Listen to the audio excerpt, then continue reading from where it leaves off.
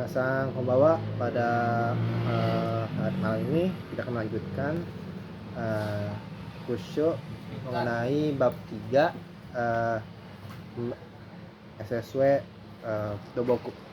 Dan pada bab ini kita akan melanjut ke bab 3, yaitu yang berjudul Kensetsukoji no Shuri Kyoshi, yaitu jenis dan tugas dalam pekerjaan konstruksi. Nah, pertama itu kita masuk ke 3.1,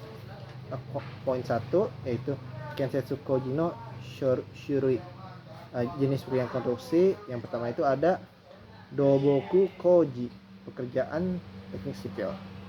Nah, jadi dalam bab 1 ini dijelaskan bahwa Doboku Koji wa umi kawa sanrin nadono Shizen aite shita koji desu, yaitu pekerjaan yang berhubungan dengan alam, sungai, habis itu hutan, laut, dan jadi berhubungan dengan pilihan-pilihan teknisi atau konstruksi seperti teknik sipil lah, yang berhubungan dengan hal seperti tersebut.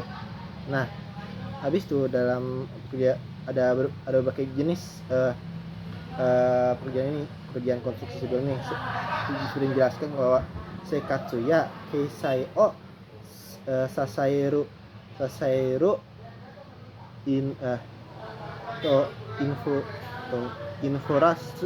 infura o skuru shigoto de sugino yona koji ga arimasu.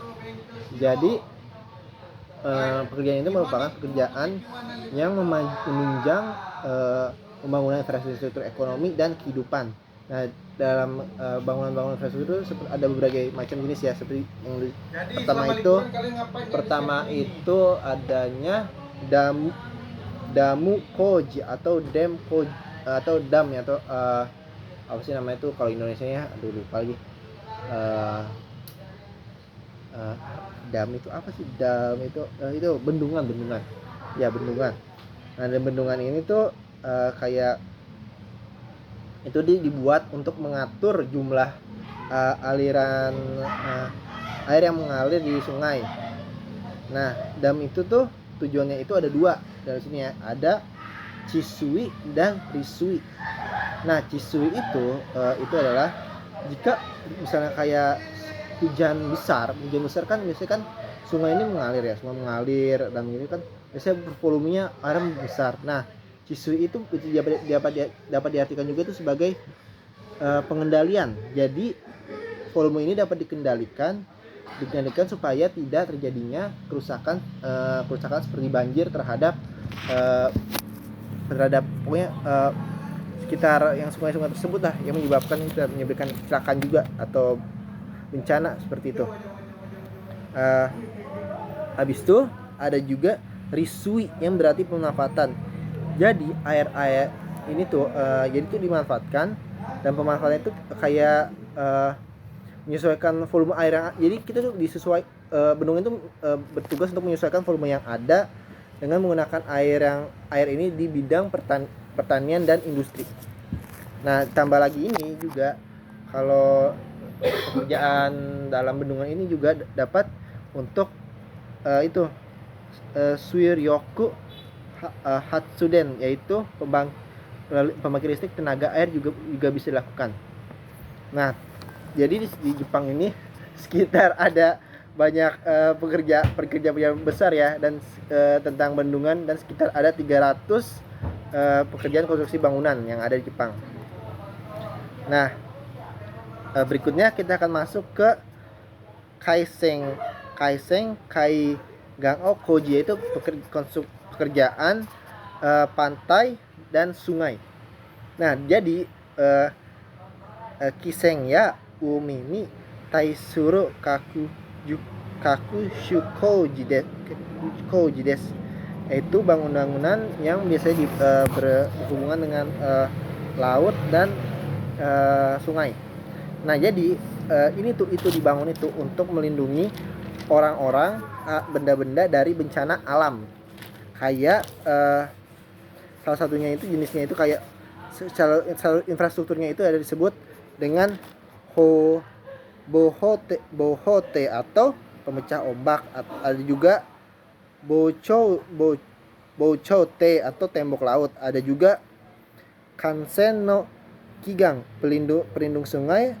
Ada lagi teibo atau tanggul. Habis itu ada suiru atau saluran air. Nah, berikutnya ini kita masuk ke infrastruktur berikutnya, yaitu dorokoji, yaitu pekerjaan jalan, pembuatan jalan. Jadi kegunaannya ini dibuat agar orang ataupun kendaraan bisa melewatinya. Nah, kojinya itu nih ada berbagai macam jenisnya jalannya. Adanya jalan tol atau juga kokudo atau jalan umum. Habis itu ada lagi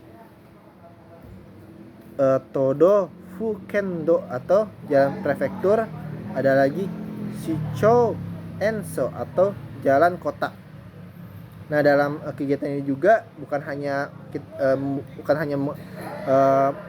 menyemen atau melapisi permukaan jalan dengan semen atau begitu-begitunya. Ada juga kita pekerjaan seperti ada pekerjaan yaitu adalah pemasangan seperti hyoshiki yaitu rambu dan hyoji yaitu marka. Nah, seperti itulah pokoknya. Habis itu kita lanjut lagi ke berikutnya, itu adalah taneru koji, adalah pekerjaan terowongan. Nah, pekerjaan terowongan itu nih biasanya ini adalah dibuat untuk fasilitas infrastruktur, digunakan biasanya untuk fasilitas seperti rel kereta yang disebut tetsudo, jalan douro, dan saluran air suiro. Nah, di sini juga di dalam pekerjaan buku ini juga ada berbagai macam taneru. Ada sangaku taneru atau terowongan pegunungan. Nah, terowongan pegunungan ini biasanya terutama di daerah pegunungan, dan biasanya itu kan banyak batu membuatnya itu kan biasanya kan banyak digali-gali ya. Nah, metode pengendalian ini tuh biasanya itu menggali dengan bahan peledak dan mesin penggali terowongan, atau juga ada yang disebut juga NATM atau New Australian Tunneling Method, yang biasa digunakan untuk daerah-daerah pegunungan ya.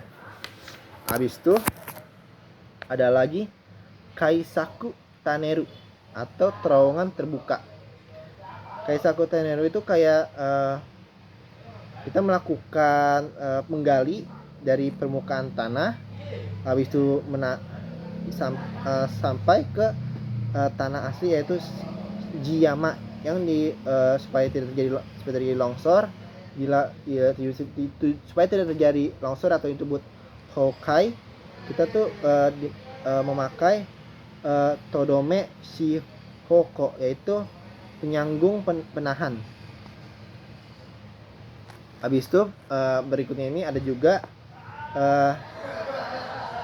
shirudo taneru. Nah, shirudo taneru ini adalah penggalian yang dilakukan dengan mesin shirudo, yang biasanya itu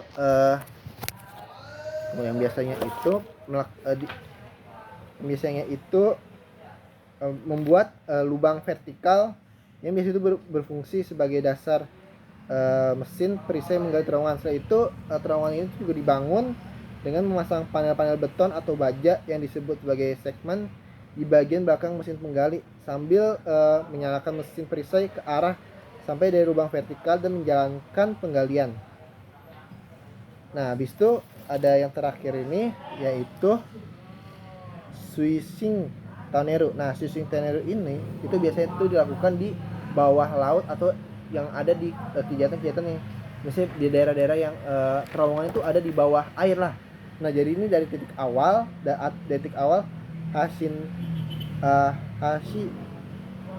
tateko ke titik akhir atau totatsu tateko. Nah, seperti itu. Nah, jadi terowongan si propulsi ini atau terowongan swishing ini itu eh, eh, mana bilangnya, kayak itu tuh membangun terowongan di mana kayak mesin menggali atau itu dari ujung tembok dipasang ke ujung pipa polusi yang diproses di pabrik antara lubang keberangkatan dan lubang kedatangan. Jadi dan pipa polusi ini tuh didorong masuk ke tanah dari lubang keberangkatan sampai akhirnya akan keluar ke lubang kedatangan. Nah seperti itu saja sih untuk bab 3 ini karena baru masuk juga, dan besok akan dilanjutkan lagi, kita akan melanjutkannya ke pekerjaan jembatan, kayak pekerjaan kelautan, habis itu juga ada pekerjaan rel kereta, ada drainase dan dan banyak lainnya. Terima kasih telah menonton pembahasan saya. See you next time.